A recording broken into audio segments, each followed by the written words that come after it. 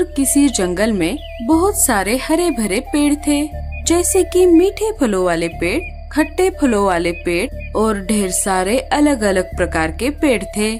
उसी जंगल के बीचों बीच एक बड़ा आम का पेड़ था। पेड़ तो बहुत बड़ा था, पर उसे आज तक एक भी आम नहीं लगा था। उसी पेड़ पर लाडो चिड़िया का घोंसला था। लाडो अपने पति बल्लू और 2 बच्चों के साथ रहती थी। लाडो की एक सहेली थी जिसका नाम था रानो चिड़िया। दोनों अपने सारे काम साथ साथ मिलकर करते। ये लो लाडो, मैंने 2 आम लाए हैं, उनमें से तुम एक रख लो। ये क्या है मम्मी? बेटा, इसे आम कहते हैं। ये बहुत ही मीठा फल होता है। इसे खाओगे तो खाते ही रह जाओगे। हाँ लाडो, पर क्या करे, आम के सारे पेड़ तो शिकारी पंछियों के इलाकों में है। जो कोई भी वहाँ पर जाता है जिंदा वापस लौटकर नहीं आता। मीठे आमों के चक्कर में बहुत सारे पंछियों ने अपनी जान गंवाई है। छोड़ो, जाने दो, मैं चलती हूँ। बच्चे घर पर अकेले हैं। ठीक है रानो, थोड़ी देर बाद हम अनाज जमा करने के लिए निकलेंगे। हाँ ठीक है लाडो। अरे मीनू मौसी, अब बस भी कीजिए, और कितनी देर उड़ना होगा? मेरे पंख दुखने लगे हैं। अरे पगली, ये मीठे मीठे आम खाने हैं तो तुझे घर तक उड़ना ही होगा। शिकारी चीलों के इलाके से आम तोड़कर टूनी और मीनू मौसी वहाँ से भाग रहे थे कि तभी एक शिकारी पंछी उनका पीछा करने लगता है। मीनू मौसी, लगता है किसी ने हमें आम तोड़ते हुए देखा है। अब हमारी खैर नहीं। भागो मीनू मौसी, जल्दी से भागो। अरे, मुझे तेज भागने की जरूरत नहीं है। मुझे तो सिर्फ तुझसे ज्यादा तेज उड़ना है। वो कैसे मीनू मौसी? अरे पगली, तू पीछे रह जाएगी तो वो शिकारी पंछी तुझे ही खा जाएंगे ना। नहीं नहीं मीनू मौसी, ऐसा मत कहिए। मेरे लिए रुक जाइए, मैं भी आपके साथ साथ उड़ूंगी। दोनों जैसे तैसे करके अपने घर तक आ जाती है। घर आते ही दोनों हांफने लग जाती है। हाँ मीनू मौसी, आपने ऐसा क्यों किया? अगर मैं पीछे रह जाती तो वो चील मुझे ही खा जाता। आप बहुत बुरी हो। अरे पगली, अगर मैं ऐसा नहीं करती तो तू सच में पीछे रह जाती। देख, तू अब मेरे साथ है। चल, अब कोई और टपक पड़े, इससे पहले ये आम हम खा लेते हैं।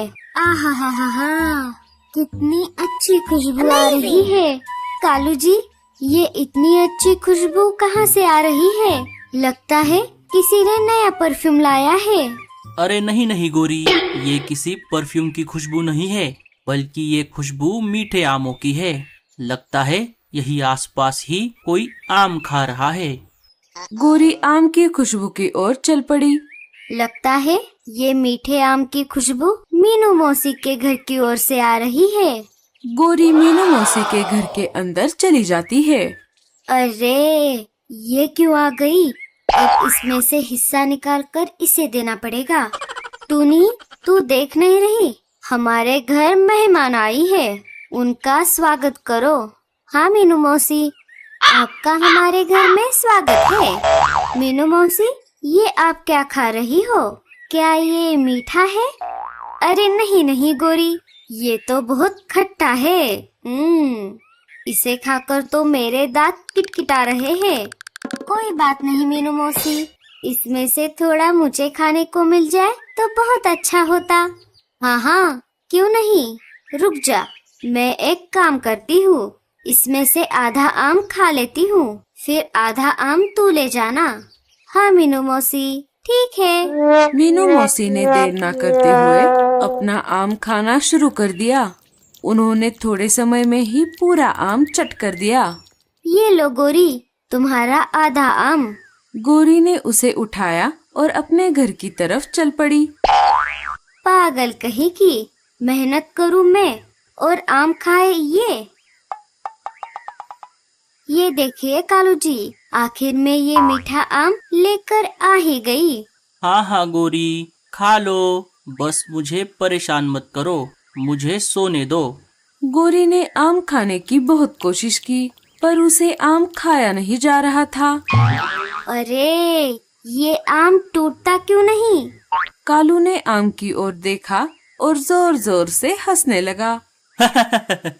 अरे गोरी, ये कोई आम नहीं, ये तो आम की गुठली है। ये गुठली तुम कहाँ से उठा लाई? इसका मतलब मीनू मौसी ने मुझे फंसाया है। मीनू मौसी, आपने ये अच्छा नहीं किया। मैं आपको छोड़ूंगी नहीं। अब एक काम करो, इस गुठली को जमीन में गाड़ दो। जब इसका पेड़ बन जाएगा तब तुम्हें ढेर सारे आम खाने को मिलेंगे। हाँ हाँ, ठीक है, मैं ऐसा ही करती हूँ। इधर रानो और लाडो अनाज लेकर अपने घर वापस आ जाती है। लाडो, मैं बहुत दिनों से देख रही हूँ, तुमने अपना घोंसला इसी पेड़ पर बनाया है। जब पेड़ सूख जाता है तब पंछी दूसरे पेड़ पर जाकर घोंसला बनाते हैं। पर ये पेड़ सूख जाने के बाद भी तुम यहाँ से नहीं गई। हाँ रानो, इस पेड़ को मेरे माँ पिताजी ने लगाया था।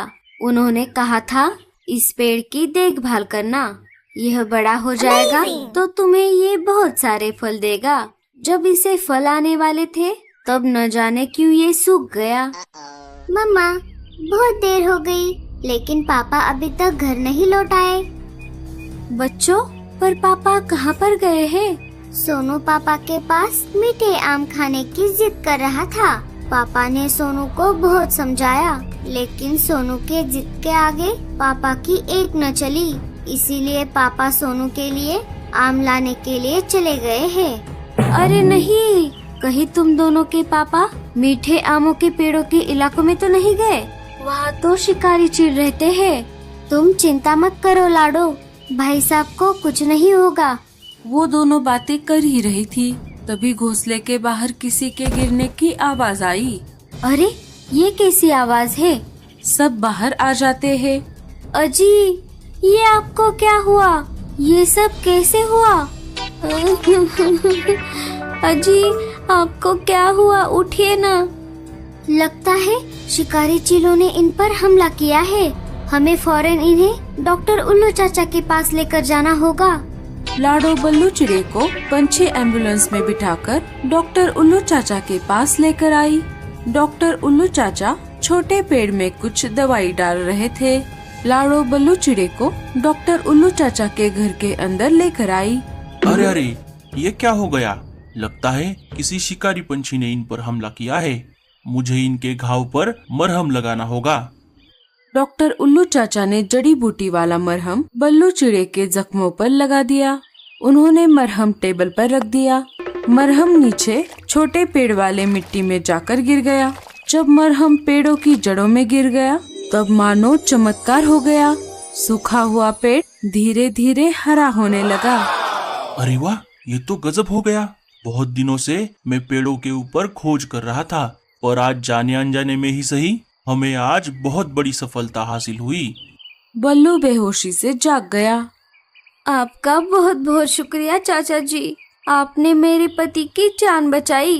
मैं जिंदगी भर आपकी कर्जदार रहूंगी। अरे लाडो, शुक्रिया तो मैं तुम्हारा करना चाहूँगा।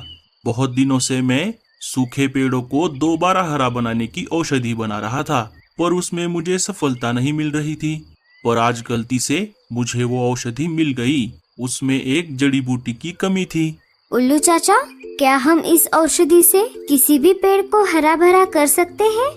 हाँ हाँ, क्यों नहीं। बस तुम्हें जिस पेड़ को हरा बनाना है उसे रोज पानी डालकर उसमें यह मैंने बनाई हुई औषधि डाल देनी है।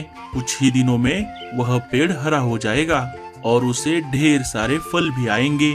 लाडो, क्या तुम भी वही सोच रही हो जो मैं सोच रही हूँ? हाँ रानो, उल्लू चाचा, क्या आप हमें ये औषधि बनाकर दे सकते हो? हाँ हाँ, जरूर, क्यों नहीं। बल्लू को देखभाल के लिए यहीं पर रहना होगा। ठीक है चाचा, मैं उनका अनाज और लगने वाली चीजें ला कर दूंगी। कुछ ही देर में डॉक्टर उल्लू चाचा ने औषधि बना ली। रानो और लाडो पेड़ के पास आ जाते हैं। चलो लाडो, हम पानी लाकर पेड़ को डालते हैं। इधर गोरी और कालू मीठे आमों के चक्कर में शिकारी चीलों के इलाके में आ जाते हैं। कालू जी, जल्दी जल्दी आम खा लीजिए। क्या पता बाद में आम खाने को मिलेंगे या नहीं। अरे 4-5 आम खा तो चुका हूँ, और कितना खाऊं? अगर एक और आम खा लिया तो मेरा पेट यहीं पर फट जाएगा। मीनू मौसी, पीछे देखो, पीछे पीछे तो देखो। अरे टूनी, जब भी तू ऐसा कहती है कोई ना कोई मुसीबत खड़ी हो जाती है। पीछे देखने से पहले भागो यहाँ से। दोनों चिल्लाते हुए वहाँ से भाग जाती है। गोरी उनको भागता हुआ देख लेती है और वो भी वहाँ से भाग जाती है। इधर रानू और लाडो ने पेड़ को पानी देना शुरू किया था। 2-3 दिन उन्होंने पेड़ को पानी दिया और डॉक्टर उल्लू चाचा ने दी हुई जड़ी बूटी वाली औषधि डाल दी। तुम दोनों इस सूखे पेड़ को 4-5 दिनों से पानी क्यों डाल रही हो? सूखा हुआ पेड़ क्या कभी हरा होता है भला? मीनू मौसी, आप देखना, हमारी मेहनत जरूर रंग लाएगी और ये पेड़ जरूर हरा होगा। हाय रे, मेरा पति मीठे आमों के चक्कर में मारा गया। अब मेरे बच्चे का क्या होगा? चुप कर गोरी, अपने पति को तूने ही वहाँ पर छोड़ा था, वो भी अकेले। इसमें तेरी ही गलती है। अरे क्या हुआ टूनी, ऐसे आंखें फाड़ फाड़ कर क्या देख रही है? मीनू मौसी, देखो ना, इस पेड़ को तो पत्ते आ रहे हैं। सारे देखते हैं तो क्या, पेड़ सच में हरा भरा हो रहा था और उसको बड़े बड़े आम भी आ रहे थे। लाडो और रानो, आप दोनों का बहुत बहुत शुक्रिया। तुम्हारी वजह से मैं फिर से जिंदा हो गया। अगर तुम दोनों नहीं होती तो मैं ऐसे ही सूख जाता। पेड़ को बोलता देख सब हैरान हो जाते हैं। अरे ये तो आम का पेड़ है, इसका मतलब हमें आम चुराने, मेरा मतलब आम खाने के लिए शिकारी चीलों के इलाकों में नहीं जाना पड़ेगा।